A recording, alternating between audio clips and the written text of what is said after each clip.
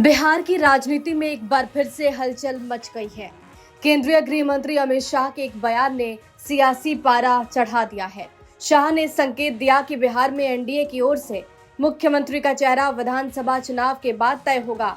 हाल ही में इंटरव्यू में अमित शाह ने कहा कि बिहार का अगला मुख्यमंत्री कौन होगा ये समय तय करेगा, लेकिन ये साफ है कि हम ये चुनाव नीतीश कुमार के नेतृत्व में ही लड़ेंगे। उनके इस बयान को कुछ लोग बीजेपी की ओर से नीतीश कुमार को हटाने की रणनीति के तौर पर देख रहे हैं। इसलिए इस बयान के सामने आने के बाद मुश्किल बीजेपी के लिए तो बढ़ी है। दिलीप जायसवाल अमित शाह के बयान पर बचाव तो कर रहे हैं, लेकिन घिर भी रहे हैं। ऐसा कुछ भी अमित शाह जी ने नहीं कहा है कि मुख्यमंत्री का चेहरा चुनाव के बाद तय होगा। हम लोग मुख्यमंत्री श्री नीतीश कुमार जी के नेतृत्व में चुनाव लड़ रहे हैं और हमने बार बार कहा है कि हमारे मुख्यमंत्री के चेहरा वही है। लेकिन जेडीयू की तरफ से भी बयान आ गया है कि समय का इंतजार क्यों, समय वही रहेगा और मुख्यमंत्री वही रहेंगे, नीतीश कुमार। एकदम ठीक कहा है उन्होंने। तो आप अमित शाह के बयान से इत्तेफाक नहीं रखते हैं? मैं अमित शाह जी का बयान जो है केंद्रीय स्तर पर होता है। मैं प्रदेश अध्यक्ष दिलीप जायसवाल अपना बयान दे रहा हूँ कि हम लोगों को स्पष्ट हैं कि मुख्यमंत्री नीतीश कुमार जी के नेतृत्व में हम लोग चुनाव लड़ेंगे और 2025 फिर से नीतीश, हमने ये नारा दिया है। दिलीप जायसवाल भले ही केंद्र और राज्य के नेताओं के बयान का हवाला देकर नीतीश कुमार को नेता मान रहे हो, लेकिन विपक्ष ने इस मुद्दे को उठा लिया है।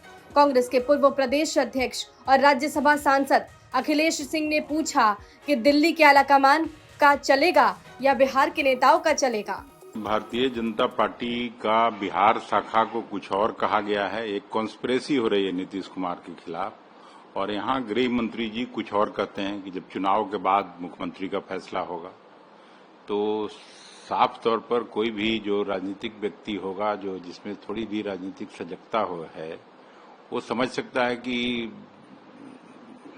दिल्ली का जो आला कमान है बीजेपी का, उसका निर्णय चलेगा कि बिहार के लोगों का चलेगा। और बिहार के जो लोग भी बोल रहे हैं वो यहाँ के इशारे पे ही बोल रहे होंगे कि तुम ऐसे बोलते रहो ताकि समझौता टूटे नहीं।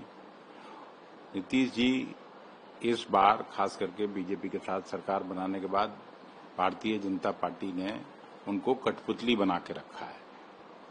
जैसे जब जितना कहता है उतना करते हैं, और पूरी तरह से भारतीय जनता पार्टी वहां हावी हो गई है। नीतीश कुमार लंबे समय से बिहार की सियासत के केंद्र में हैं। उनके नेतृत्व में एनडीए ने 2020 के चुनाव में 125 से ज्यादा सीटें जीती थी।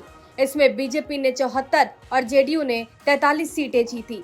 बीजेपी के मुकाबले कम सीट जीतने के बावजूद नीतीश कुमार मुख्यमंत्री बने थे, जबकि महागठबंधन को 110 सीटें मिली थी।